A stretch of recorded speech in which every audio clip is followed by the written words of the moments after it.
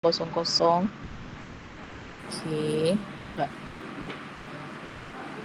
Yang ni hari ni cikgu nak terangkan dulu pasal sikit lah, saya inform dulu kat awak, saya terangkan dulu, awak bincang dulu dengan awak cara kiraan satu persatu supaya untuk mereka yang masih belum faham lagi, kita fahamkan dulu.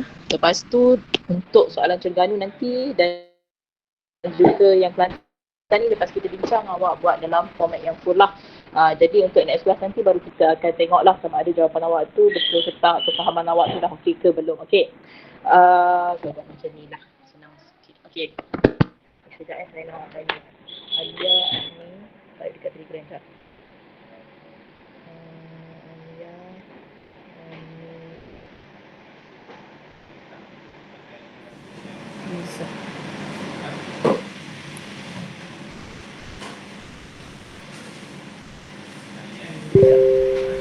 Okey lah, so kalau awak tengok, ini adalah paparan standard untuk soalan penyata kewangan menikan tunggal. Okey, maksud saya paparan standard tu adalah of course awak akan diberikan sedikit intro, sedikit pengenalan tentang buku perniagaan mana yang diberikan awak dalam soalan tersebut. Okey, jadi kat sini dia bagi tahu Jati Enterprise tarikh iaitu bila tarikh tutup akaun tu pada 30 Jun 2020 dan selalunya mereka akan bagi baki-baki tersebut standardnya dalam imbangan duga. Ada juga dia nak bagi dalam senarai tu tapi dia tak letaklah debit kredit. Dia hanya letak satu kolom sahaja. So dia akan senaraikanlah kepada awak straight sampai ke bawah. Tapi untuk yang tu memang dia akan makan ruang sikit lah. Sebabnya awak akan dapat satu baris sahaja, tak ada debit dan kredit. Jadi yang ni at least kalau awak perhatikan, dia akan selalunya kalau awak tengok akaun belum terima, akaun belum bayar, dia akan bagi dalam satu baris yang sama. Tapi awak yang akan tentukan debit ke kredit untuk salah satu daripada dua item tersebut. Jadi yang ni cikgu harap awak dah tak tertukar dari segi boleh. Jadi kedudukan debit dan kredit of course lah aset dan belanja. Aset dan belanja, manakala kredit adalah untuk akaun liability, equity dan juga hasil. Jadi pastikan yang ni dah master, dah settle, dah faham. Sebab apa? Kalau yang ni masih lagi awak tertukar, tak faham, keliru, dia boleh efek lah nanti jawapan awak masa awak sediakan penyata kewangan nanti. Okey, itu satu part pertama. Okey, manakala bila awak tengok sepintas lalu senarai baki-baki yang diberikan, awak nak kena tengok dalam soalan ni dia akan bagi awak maklumat tambahan di mana ini adalah merupakan markah awak lah. Markah yang akan menentukan berapa banyak yang awak akan dapat nanti.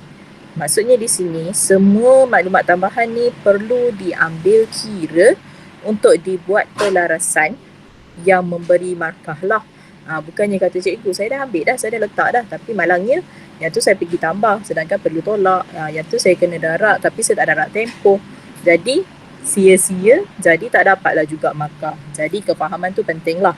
Okey, dan yang penting sekali, apakah yang perlu awak sediakan? Of course lah, dua penyata kewangan ni, akaun perdagangan untung rugi dan juga penyata kedudukan kewangan. Okey, untuk soalan ni dia berada di bahagian wajib. Jadi kalau awak perhatikan, yang banyak markah di sini adalah APUR lah. Dan PKK 10 markah selalunya lah. Banyaknya yang markah lebih banyak adalah di APUR. Manakala markah yang kurang sikit tu di PKK. Setakat ni jarang lagi lah nak jumpa yang dekat PKK lagi banyak dari APUR, tapi tak mustahil lah. Itu adalah contoh dan bentuk soalan. Okey, jadi sekarang ni bila awak tengok, awak hendaki untuk menyediakan APUR dan PKK.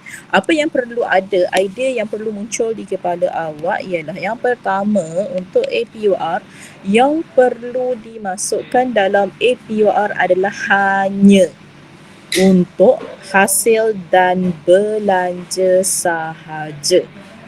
Maksud saya, hasil dan belanja tu selain daripada akaun untung rugi, of course lah hasil daripada jualan barang niaga dan perkhidmatan dekat akaun perdagangan.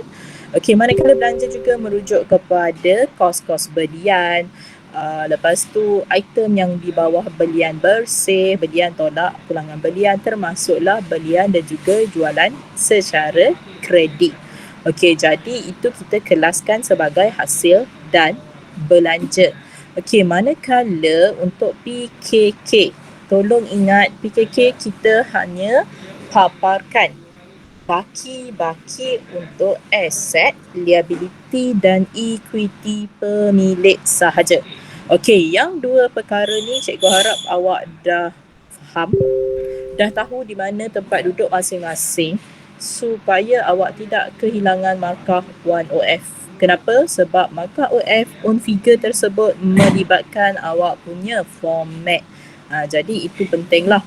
Okey, seterusnya kita nak beralih ke soalan ni. Yang ni kita bincang sama-sama dulu. Okey, pertama sekali, yang ni mungkinlah cikgu tahu ada yang tak boleh buat, tapi yang ni cikgu kena ulang balik supaya awak dapat idea tu sebelum awak bawa masuk ke dalam penyata kewangan nanti. Okey, first, selalunya inventory akhir dululah yang akan diberikan. Okey, inventory akhir seperti yang kita dah belajar dalam modul 6 sebelum ni, kita akan diberikan dalam bentuk soalan satu. Macam contoh yang ni, dia bagi dua harga, awak akan pilih yang paling rendah ataupun which is lower. So dekat sini which is lowernya adalah 21,220. Ataupun kalau soalan yang dia tak nak uji awak dari segi inventory akhir, dia akan bagi terus dekat awak satu harga sahaja. Jadi awak ambil saja, tapi kat situ dia tak ada markah lah tersendiri untuk inventory akhir. Okey, tapi digunakan untuk dibawa masuk ke dalam penyata kewangan. Ataupun satu lagi bentuk yang boleh diberikan kepada awak adalah dalam bentuk beberapa senarai kad inventory yang kita dah pernah bincangkan dalam soalan kedai peralatan sukan Messi tu. Okey, kalau awak tengok kat situ sama ada dia bagi kad inventory 1, 2, 3, 4, dia bagi harga pasaran, ataupun dia bagi nama untuk kad inventory tersebut atau barang niaga yang diniagakan, kasut sukan ke, kasut kerja ke, kasut bla bla bla bla. Jadi daripada barang-barang yang disenaraikan tersebut diberi dua harga, harga kos, harga pasaran, awak akan pilih yang terendah sahaja bagi setiap kad inventory tersebut baru awak jumlahkan. Okey, itu untuk inventory akhir.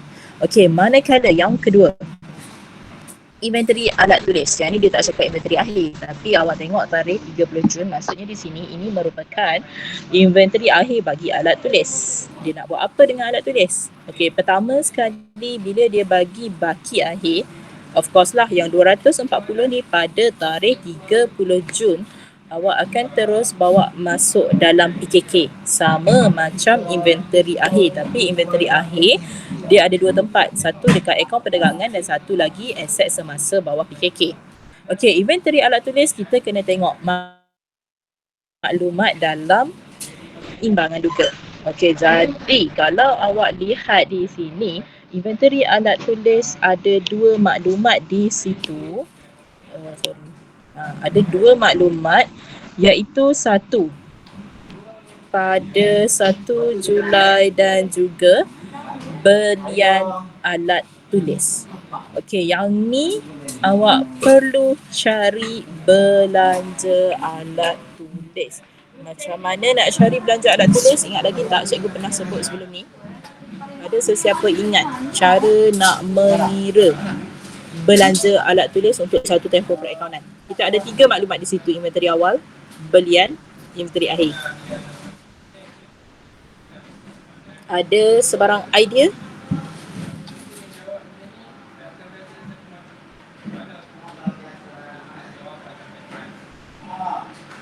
Ya, tepat sekali. Pandai.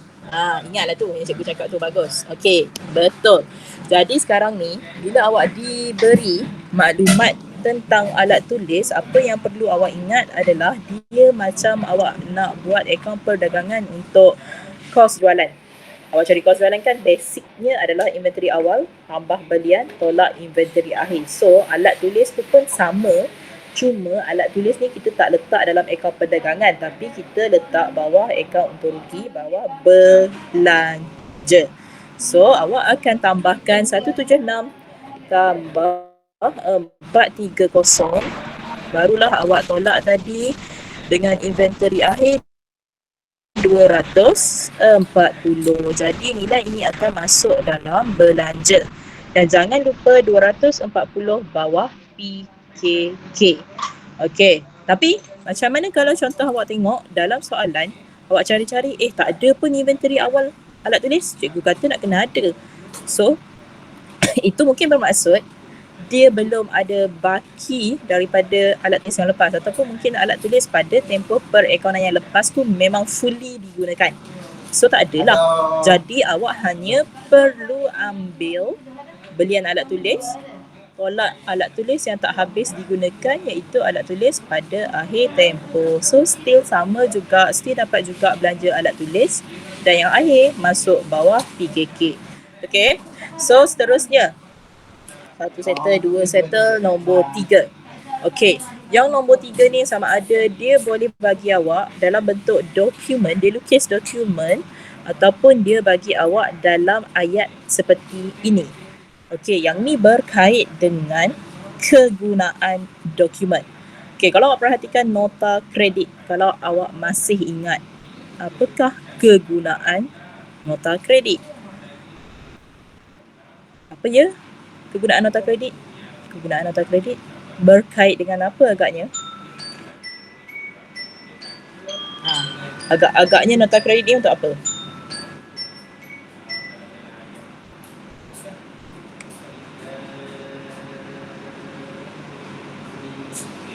Pengurangan hutang. Orang lain, okey, tu satu betul. Tapi pengurangan hutang tu satu term bawah akaun perdagangan.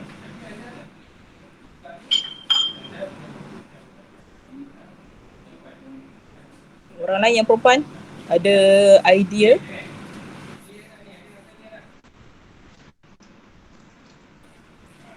Pengurangan hutang siapa tu? Kita hutang berkait dengan siapa agaknya? ABB ke ABT? Hutang kita ke hutang pelanggan? Hutang dengan pembekal ke hutang dengan pelanggan? Anda yakin? Okey, nota kredit adalah berkait dengan kulangan. Kulangan apa? Tengoklah kita terima nota kredit daripada siapa. Kita bagi ke kita dapat. Okey, sekarang ni kita ni, maksud saya kita sekarang ni sebagai Jati Enterprise. Okey, sekarang ni dia terima tau. Bila dia terima bermaksud ini adalah pulangan belian. Okey, sebab tu kalau soalan yang agak kebat lah yang ni, sebab dia nak suruh awak fahamkan dahulu dokumen, baru awak boleh kaitkan dengan item atau akaun mana yang terlibat. Okey, jadi sekarang ni ini bermaksud pulangan belian ini belum dicatatkan. Okey, untuk awak buat soalan yang macam ni, bila awak nak tackle soalan penyakit keuangan ni, kalau awak perhatikan, contoh awak tengok dalam soalan 2 ni, tak ada lagi kan pulangan belian. Okey, yang kat bawah ni pulangan apa agaknya sebelah debit ni? Ni pulangan apa agaknya? Pulangan belian ke pulangan jualan ke?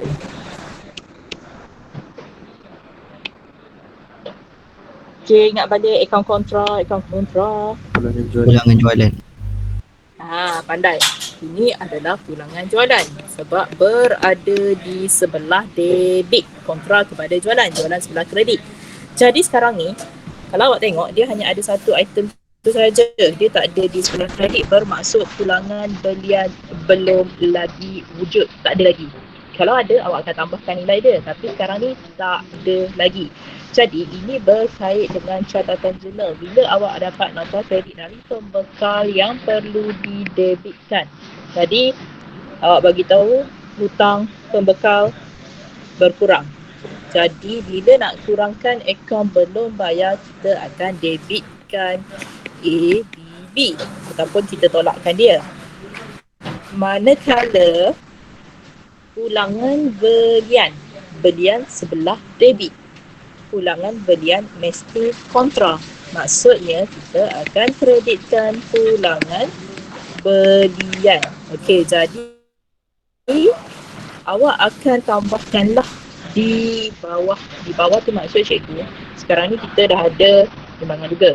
Supaya kenapa kita nak tulis dalam soalan ni, supaya bila awak transfer masuk ke dalam penyata kewangan nanti, awak tak tertinggal item tersebut.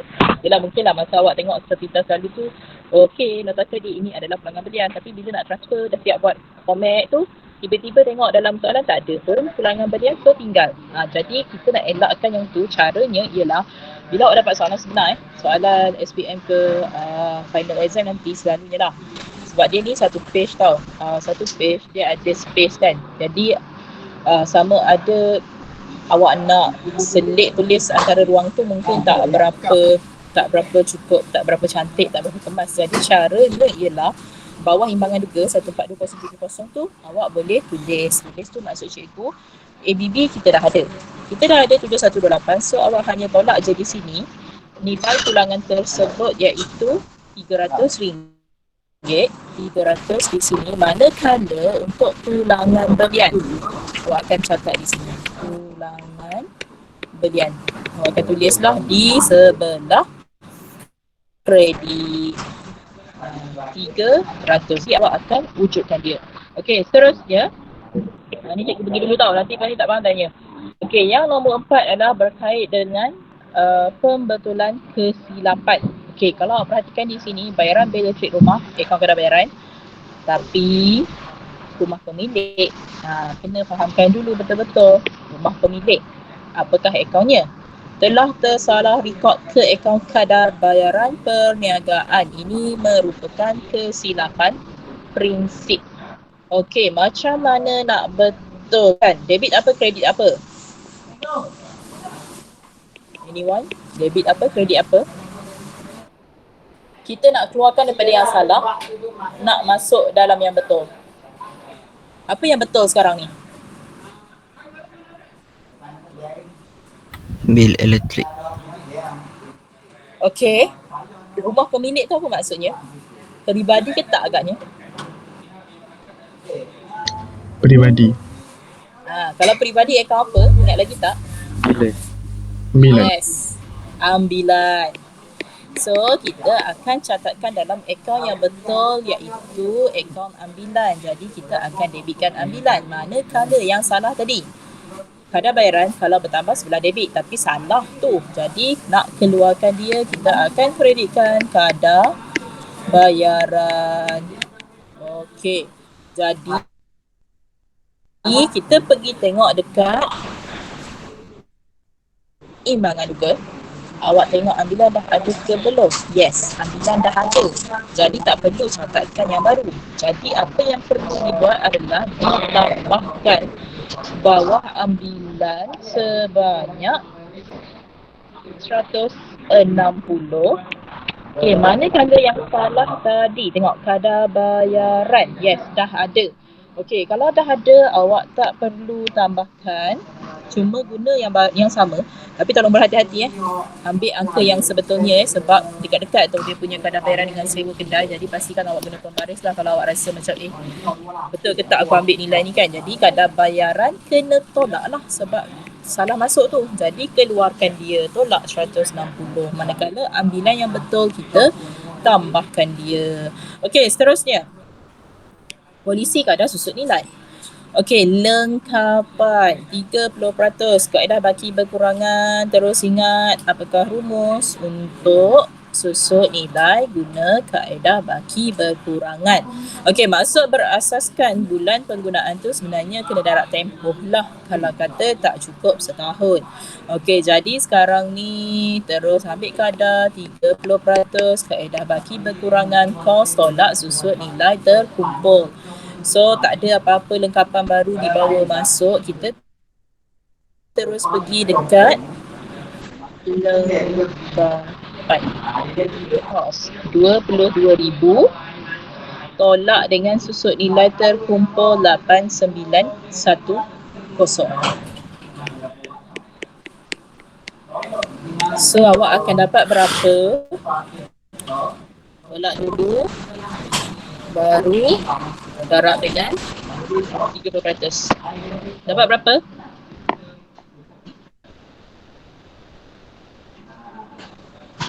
Betul ke saya dapat ni? Betul ke? Betul kan? 22,000 tolak Betul. 8910. Okey. Jangan lupa 3927 ni namanya tak ada lagi kat sini. Sebab apa tak ada? Sebab akaun belanja kita buat setahun sekali. So yang tahun lepas kita tak carry baki. Yang ada carry baki hanya susun nilai terkumpul. Jadi wujudkan nama susun nilai lengkapan item belanja 3927 dan jangan lupa tambahkan yang terkumpul sebanyak 3927 yang ini akan masuk dalam PKK. Okey. Seterusnya kenderaan. Okey, kenderaan sama juga tapi kaedah garis lurus senang tapi tolong berhati-hati dengan tempoh. 20% setahun kaedah garis lurus jadi tak perlu tolak dengan susut nilai terkumpul tapi jangan lupa darab dengan tempoh. Terus 20% darabkan dengan kenderaan tadi 17,000. Okey, Januari hingga Jun 6/12. So awak akan dapat nilainya berapa?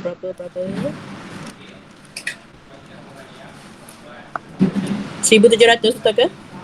Betul kan? Betul kan? Betul ke? Betul. Betul ke? Betul ke? Betul. Itu salah. Betul kan? Kan.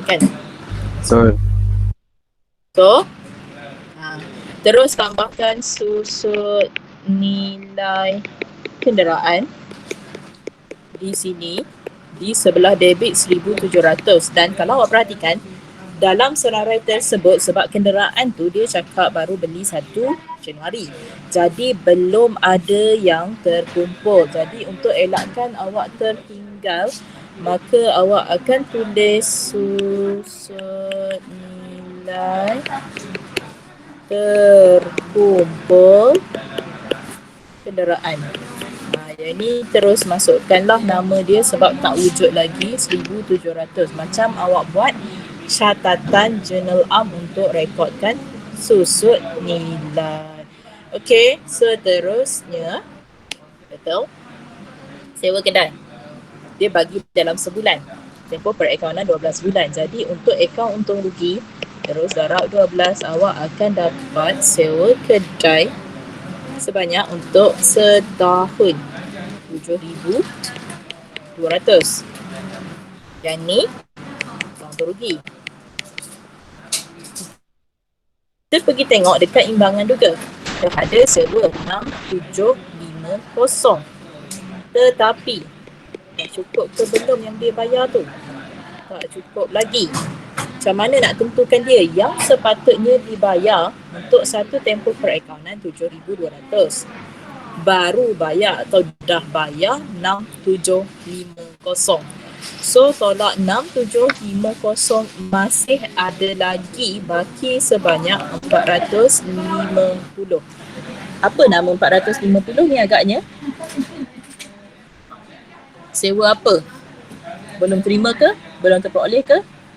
Pernah bayar ke belum bayar? So belum bayar. Tepat sekali. Sebab apa? Macam mana awak nak tentukan dia belanja ke hasil? Of course, tengok dulu debit kredit. Sekarang berada di sebelah debit. Jadi tentulah itu adalah sewa dibayar ataupun itu adalah akaun belanja. Okey, kita perlu keluarkan untuk bayar. Dah bayar 6,750. Maksudnya baki 450 tu merupakan sewa belum bayar. Jadi terus tulis kat bawah tu sewa belum bayar. Aset ke liability? Aset ke liability? Tepat sekali. Faham dah tu. Yang ni PKK tau, jangan lupa. Liability maka berada di sebelah kredit lah. 450 lagi. Sorry lah saya pergi lagi. Tapi rasanya kau dah faham kan. Pinjaman bank. Okay, satu pinjaman bank tu of course lah awak dah tahu liability bukan semasa. Tapi tengok juga kalau soalan tersebut dia uji dengan tempoh matang. Kalau tempoh matang tu setahun ke bawah, maksudnya pinjaman bank tu sendiri adalah liability semasa. Okey, tapi dia baru buat. Kalau awak tengok pinjaman bank ni dia tak mention bila tempoh matang. So, kita andaikan dia adalah liability bukan semasa. Cuma sekarang ni yang perlu dikira adalah faedah atas pinjaman. Nak kira sama je. Kadar 600, darat pokok 10,000, darat tempoh. Okey, kenapa tempoh? 1 September sehingga 30 Jun. Dah cukup setahun ke belum? Cukup setahun ke belum? Cukup setahun ke belum? Dah cukup setahun ke belum? Berapa bulan agaknya?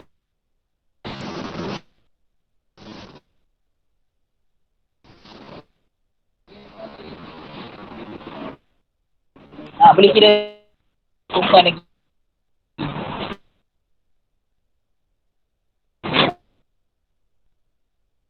Okey, yang perempuan. Okey. Berapa bulan setelah tersebut?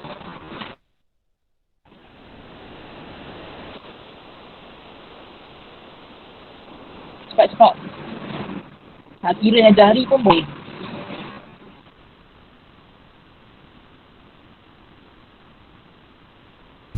Bulan je.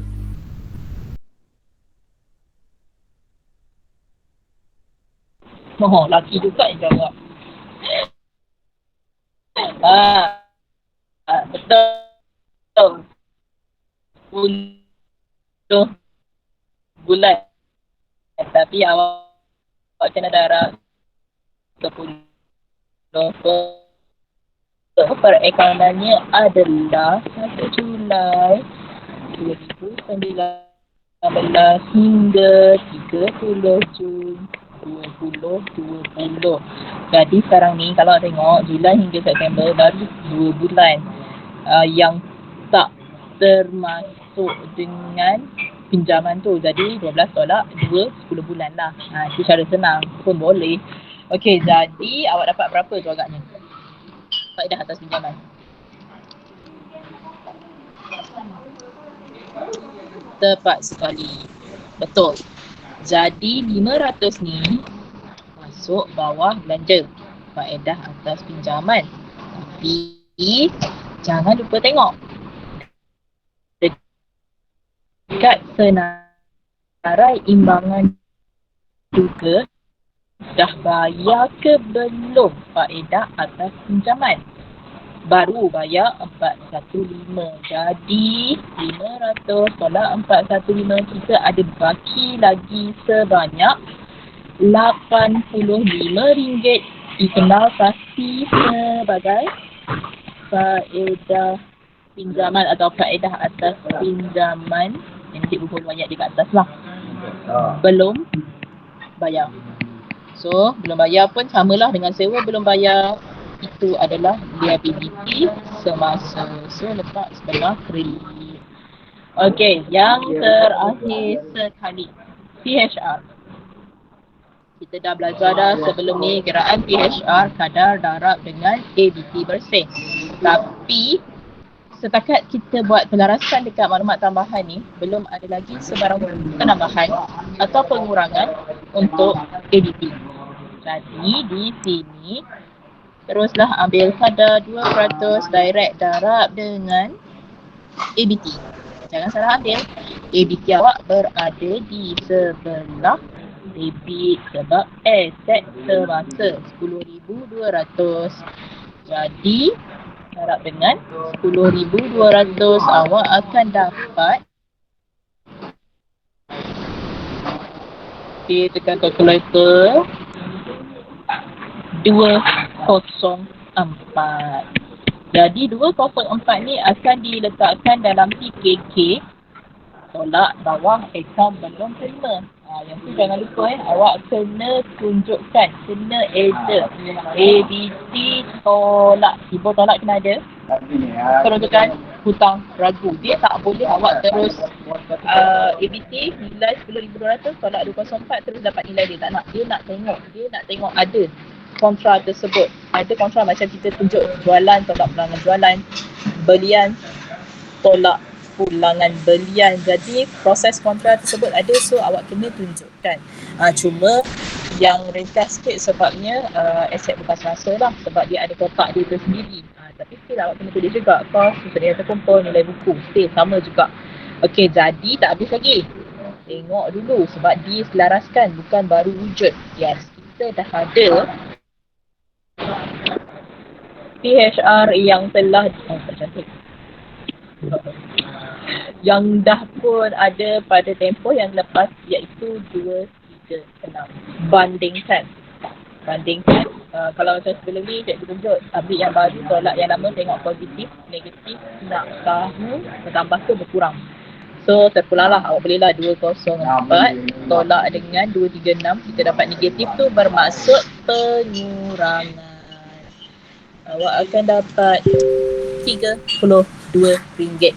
So RM32 ni adalah pengurangan hutang ragu. Jadi ini adalah hasil, dan notika hutang ragu yang baru dikira 204 tu awak akan bawa masuk dalam PKK. So settle. Ada apa-apa soalan nak tanya? Jadi saya akan share lah soalan ni sekejap lagi kat awak, untuk awak siap kena.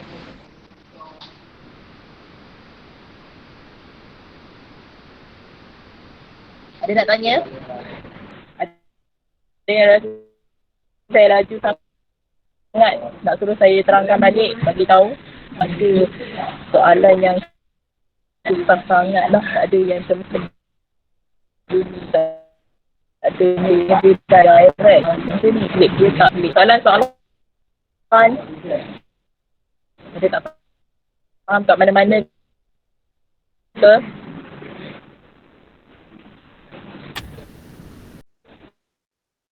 Okey. Ada. Semua faham? Semua okey? Okey. Ya, siap. Tak klik. Yes. Sebab dia mesti kontra dengan kedudukan induknya, iaitu belian atau jualan. Jualan awak dah tahu dia hasil sebelah kredit. Jadi bila dia tulis pulangan sahaja, awak kena ambil yang kontra dengan dia. Sama juga dengan diskaun. Okey, cuba awak tengok diskaun diberi ke diterima, tapi dia berada bawah bank. Bank tu belah debit. So awak tahu diskaun belah debit adalah diskaun apa? Diberi ke diterima? Belanja. Diberi.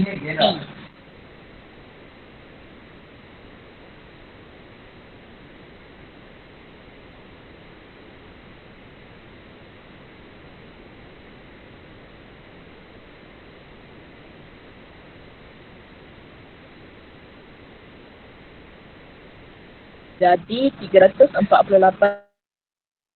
ni adalah riba masuk dalam penyata dan tolak.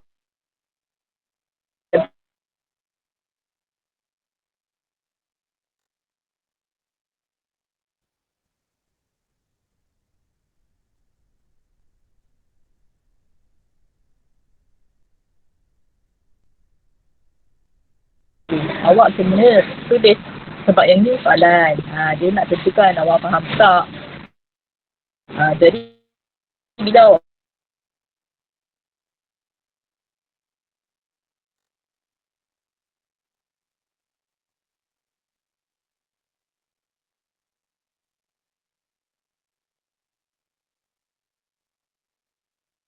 semua dah ulang kaji, buat banyak-banyak soalan, insyaAllah awak akan dapat lah. Tak susah pun sebenarnya. Format, sambil-sambil awak buat latihan tu, cubalah mungkin cuba buat berulang kali supaya format tu lekat dekat kepala awak lah. Okey, kalau awak tengok yang kedua soalan yang kedua yang ni,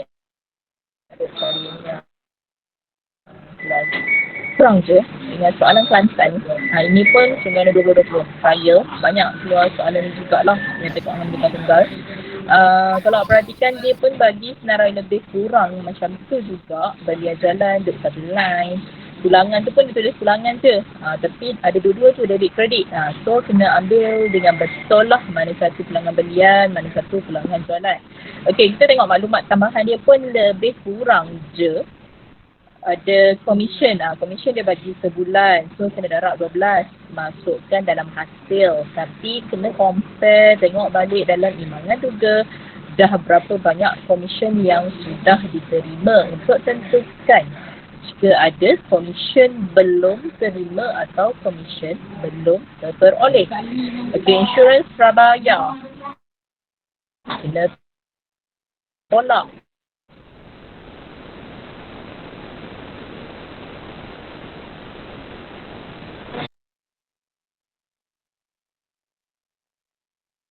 Sebab insurans selalunya prabayar lah, kita bayar advance. Jadi untuk tempoh ni nak kita kena tolak dia. Kadar bayaran lebih kurang macam tadi, termasuk kadar bayaran rumah keluarga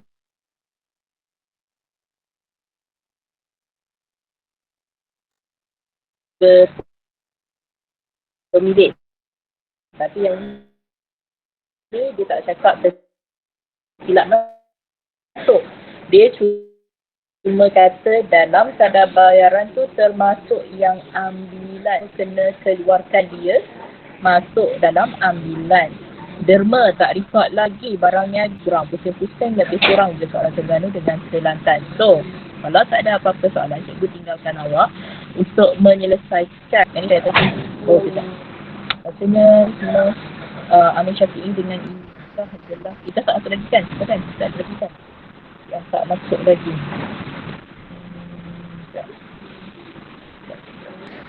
Ada apa-apa lagi kan? Adanya, so cikgu tinggalkan hingga pukul 1.30 ni untuk awak siapkan soalan ni. Satu sangat.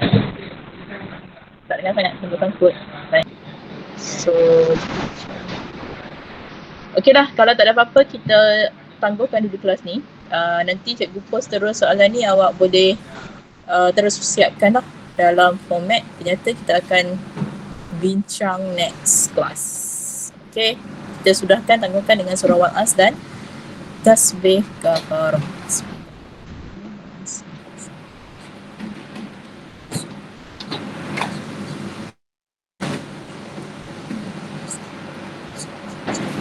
Okay, terima kasih kelas. Assalamualaikum warahmatullahi wabarakatuh. Dapat soalan ni awak terus siapkan lah. Okay. Terima kasih, cikgu. Terima kasih, cikgu. Terima kasih, cikgu. Terima kasih, cikgu.